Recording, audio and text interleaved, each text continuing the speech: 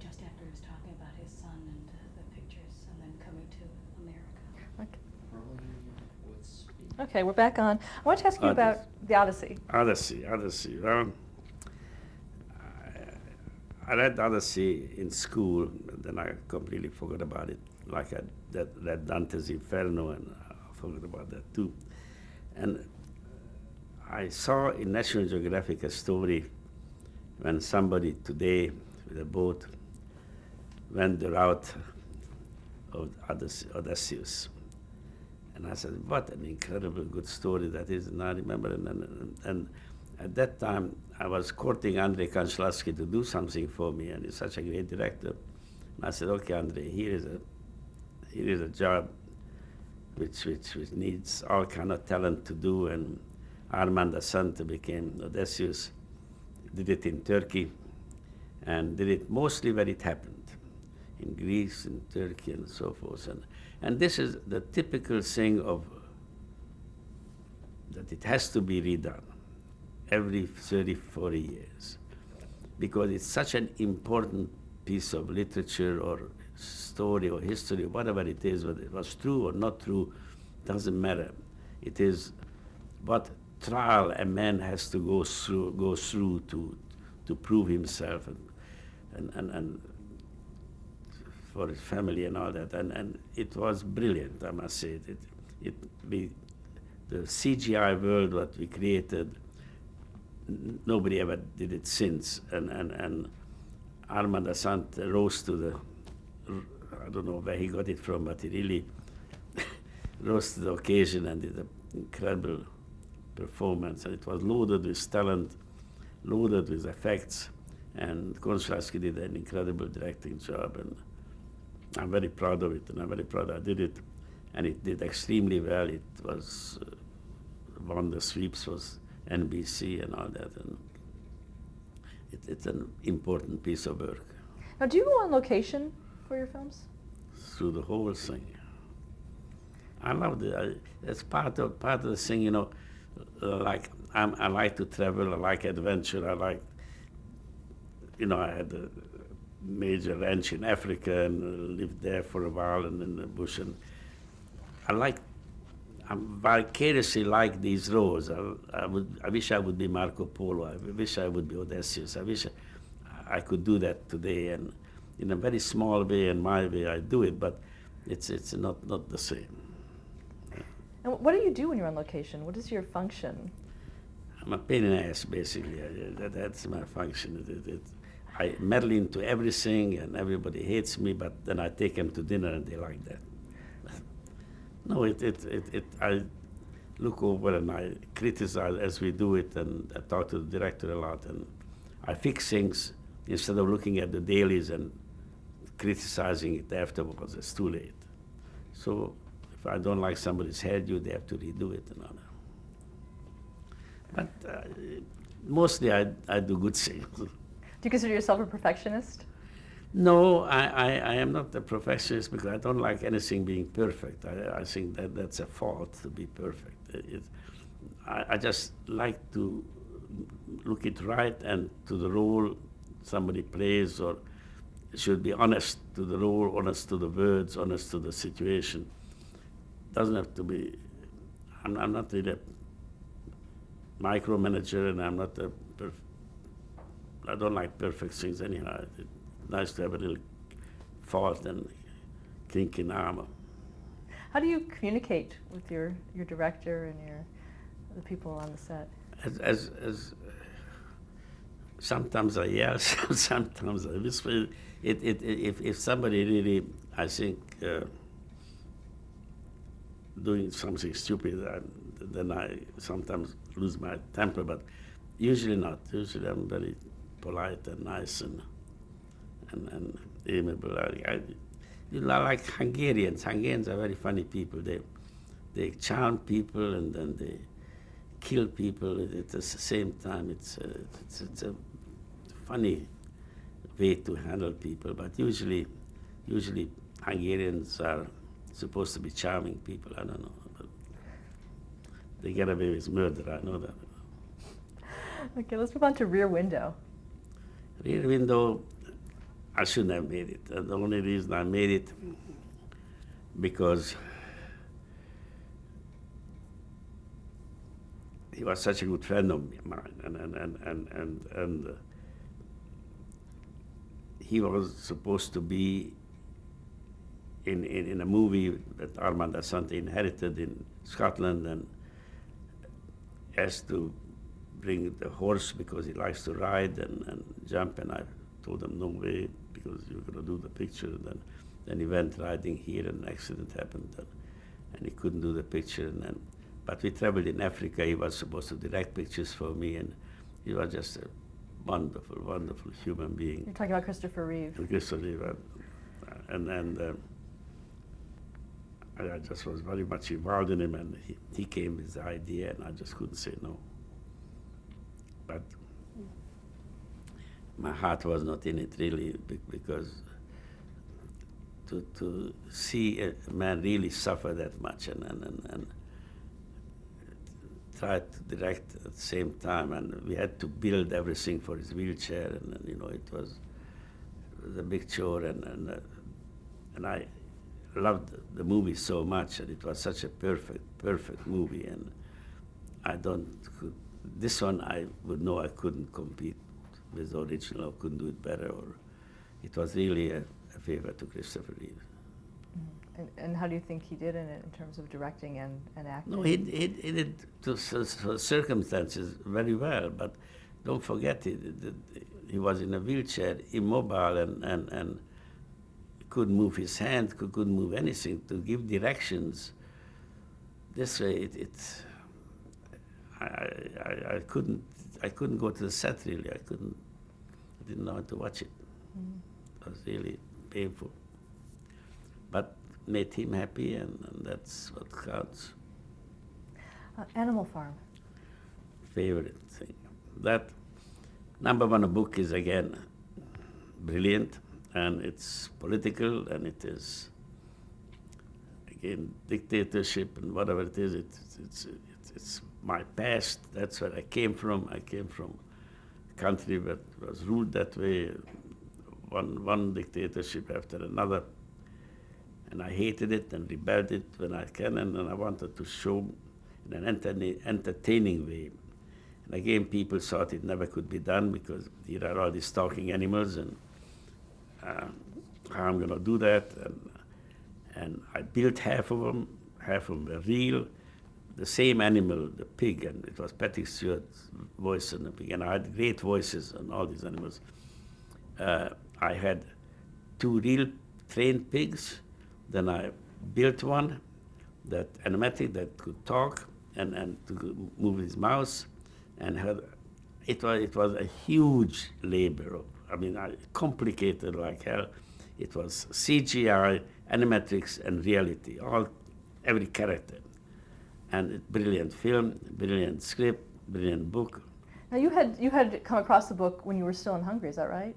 Yeah. It was smuggled and was forbidden reading, and it was one of those books we read while being under the Russians more than under the Germans, and there are several books like that were smuggled in, but this is a classic. This is the one that really. And then when I went to Turner visit, they said, "You can make. How can you make this thing?" I said, "I can make it."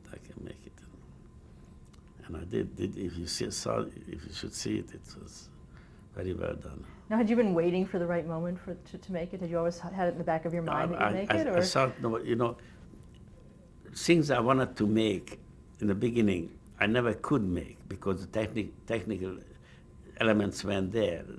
We couldn't physically do an animal farm even 5 years before that. And as this computer graphics grew and animatics grew, then opportunities came for me to do things I could never do in the past. Animal Farm is one of them, and Odyssey is another one. I could never done. What visuals are in Odyssey couldn't be done a year before I did it, and now I'm pushing the envelope again. I'm inventing new uh, CGI techniques. I have a whole group in Hungary who's just working on CGI stuff for me. And it's my group and nobody else's. And I train these guys. And How is it different from other CGI?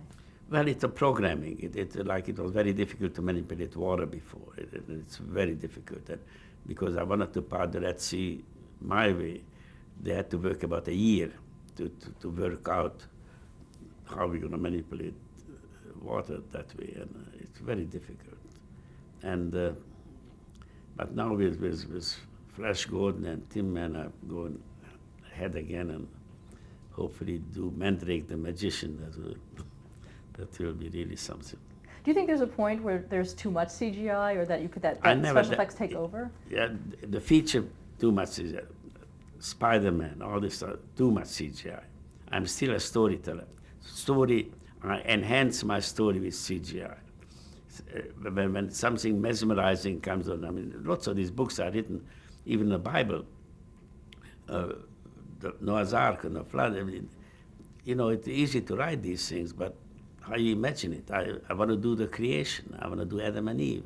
I want to see how Earth was created. And I have it pretty much figured out. I have a major conceptual drawing on it already. And I have an outline and all that. But it's only possible because the story is so strong. And then the CGI spikes it. You know, in the Bible, you know, the angels, you know, flying around and so forth. It's going to be CGI, but they're going to look like real angels. So it won't feel like Spider-Man kind of CGI. So. Let's talk about a little bit about Dinotopia, since we're on the subject of CGI. We're talking about CGI, we're talking big CGI. Dinotopia, it was a very ambitious undertaking. And as I said, it's the most expensive miniseries ever done. $80 million. And that needed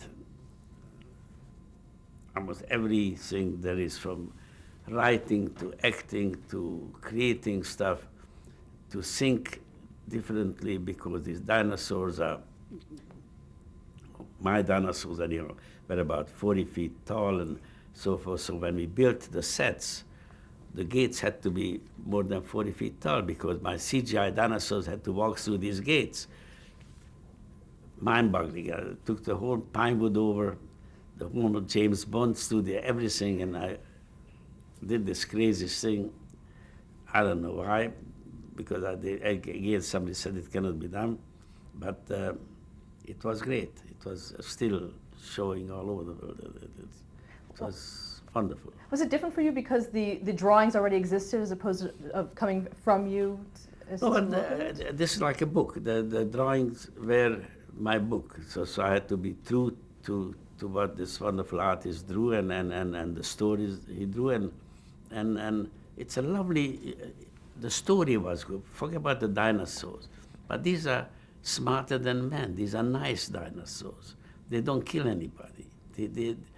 It's the men who are bad. So it's a flip on the whole philosophy, and that was interesting. DC 9/11. Well, that's political stuff.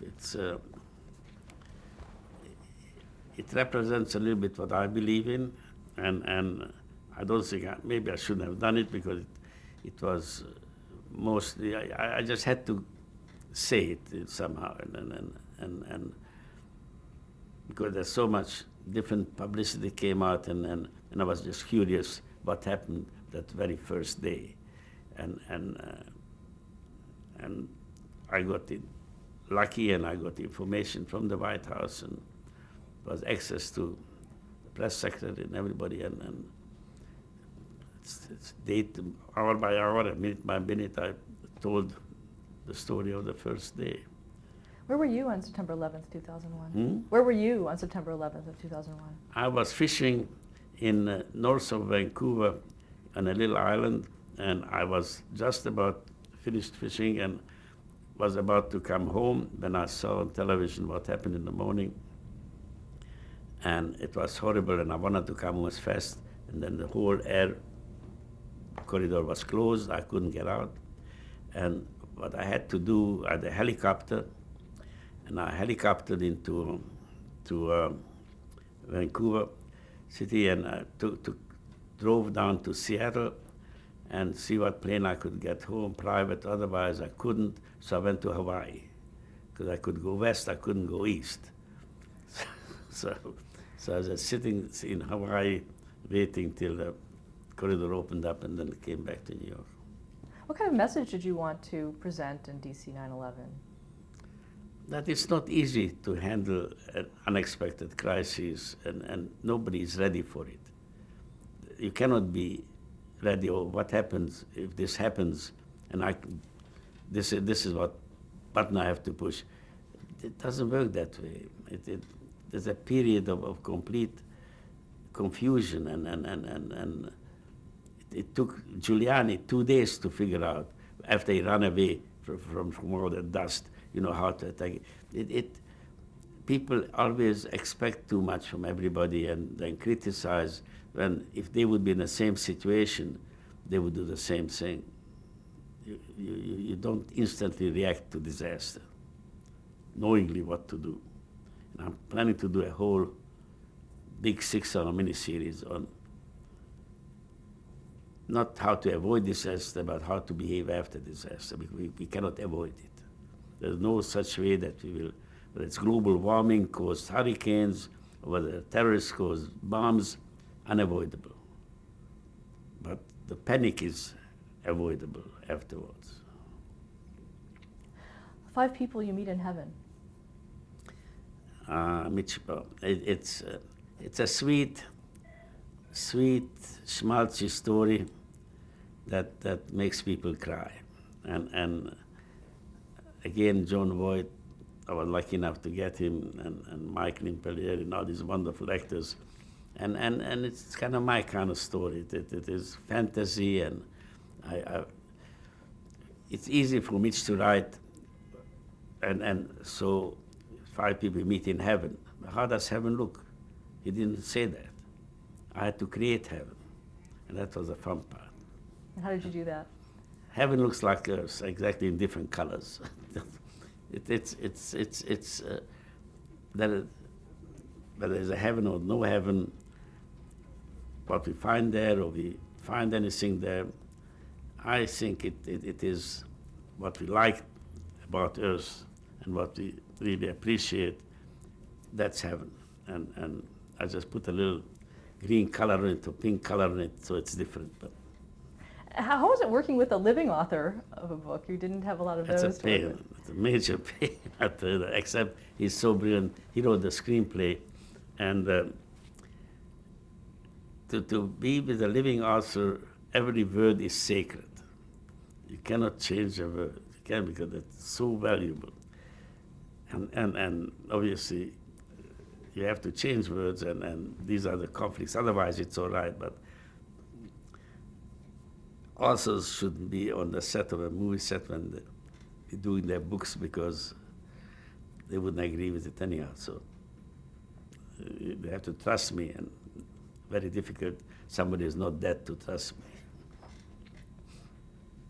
What are your upcoming projects? What are you working on now? All right. Well, I'm right now working on, I just finished Marco Polo, and working on Tin Man, which is 6 hours of The Wizard of Oz in a sci-fi way.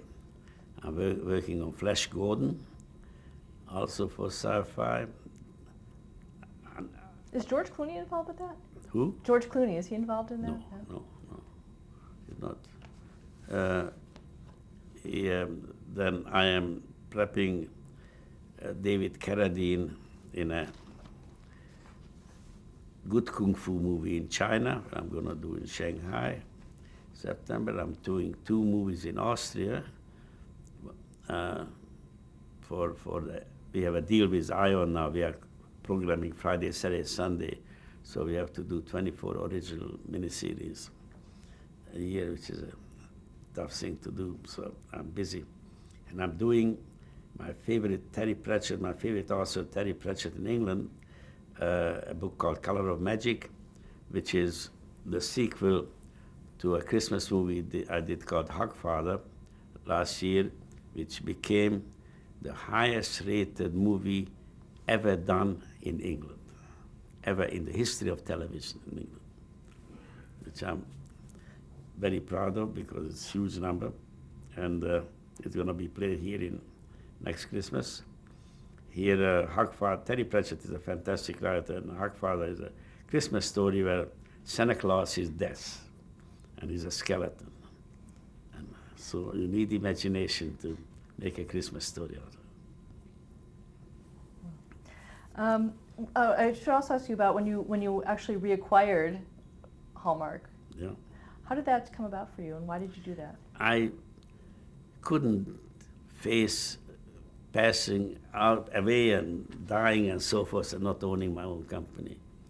You see, I want to leave something to my son and my kids, and if I work at Hallmark, I cannot leave anything that's of value except money, and that's vulgar. I don't want to leave them any money. I want to leave them a library, I want to leave them all my books, I want to leave them a company, and that's value and works, and so I thought that at any cost I have to buy it back and own it, and this is what I started doing, building, and it's no point giving it up when I'm going to leave this wonderful world. And how is the Hallmark brand right now? the brand is all right, the company is not. They're Kansas City, and not that anything wrong with Kansas City, but they're Kansas City very conservative mentality, and they cannot believe that people are not going to write Hallmark cards, but they send emails or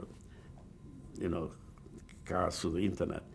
And so they're behind times, and they're selling half the cards they sold a few years ago. And not that they are a very rich company, but they are not with the times. So, and I want to do my thing, and I want to go ahead, and I don't want to have Kansas City mentality slow me down. Well, how does the brand affect the television end of it for what you do? Well, again, it's CBS and drama on broadcast network don't do well anymore, and the Hallmark Hall of Fame now, if you turn it on, it's not the same as it was a few years back, and it's not that outstandingly special.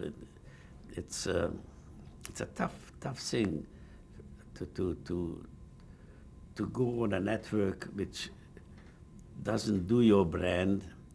The Hall of Fame fitted into the CBS brand fantastically years ago. That was a family-oriented network, a bit older than the other ones and demographically, and it was just a perfect fit.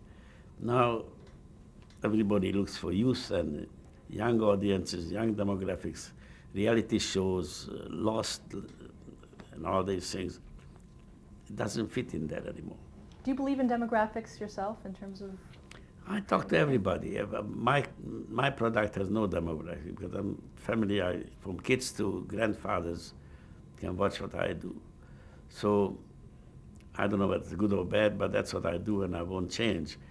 But it finds its audiences wherever I do it, and I'll have enough stuff going on. People want it so much, so I don't care really. I'm not looking at. I don't sometimes even know what the network stands for anymore because they are changing. I don't know what USA does. I don't know what TNT does or E&E does. They keep finding their way. But I worked for Lifetime. I did human trafficking, which was again something pretty dramatic and away from what I usually do because I just believed in the cause. And that woke Lifetime up. They never did anything like that before, so now they asked me to do a few more of those. So. How important is it for you to continue working? Well, I can't see myself dropping dead on a golf course. Can you imagine you drop dead on a golf course, they shove you in a golf cart and tie you in with golf bags, and I'd rather do it behind the camera. That would be nice. What do you think is the key to your success? Hmm? What do you think is the key to your success? My success, I don't even know if I'm successful. I just like what I'm doing, and I would not do anything else, and I'm passionate about what I'm doing. I feel very strongly towards the material and to the process and actors and director. Talent is so important, and I just like to be part of it, even if I don't have any talent. So it's just nice to be surrounded by these people, and my son gives me great pleasure because he does this thing so brilliantly, and to have the father and son relationship that works and within a business surrounding is very unique, and it just works. I don't think we talked the other day. I don't remember that we had any words with each other in our whole life, except when he was a kid. I beat the hell out of him, but after he grew up, it was all right. What do you think is your proudest achievement in your career? And make people sometimes cry, sometimes laugh, sometimes think. Any regrets in your career? You do everything. I also want to mention the international appeal of what you've done and how that has figured into your business. Well, because what I do is, because unfortunately the education system in America is not the same as Central Europe, other places, the schooling is different. So classics are better known in the rest of the world and better sought after and looked after. Here it's almost like a reintroducing or teaching process. And for example, when I did Crime and Punishment for NBC, they didn't want to put Dostoevsky's name on it because they say it's a deterrent. So, and I said, "You're crazy.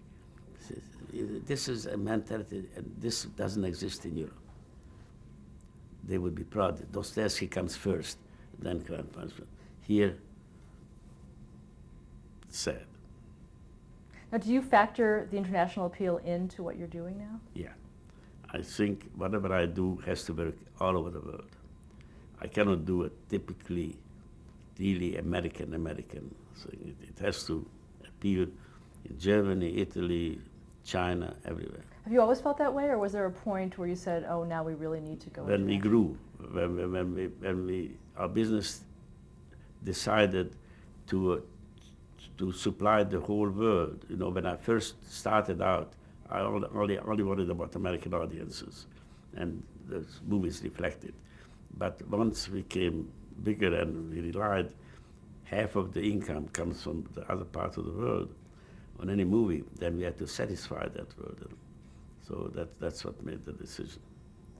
Do you think there's a Robert Halmi style, a signature look to your pieces? Taste, I think. Just the taste part. That I pick things that are of value both as a reader or as a looker, as an audience. I think that's important. What advice would you give to an aspiring television producer? Hmm? What advice would you give to an aspiring television producer? Don't sell out to networks. Is there another way? Yes, just strong and be good material, and they should want your material bad enough that they won't interfere with you. Our last question that we ask is, how would you like to be remembered? As a good storyteller. Thank you so much for sharing your story with us. It's been fascinating. Good. Oh, you've officially been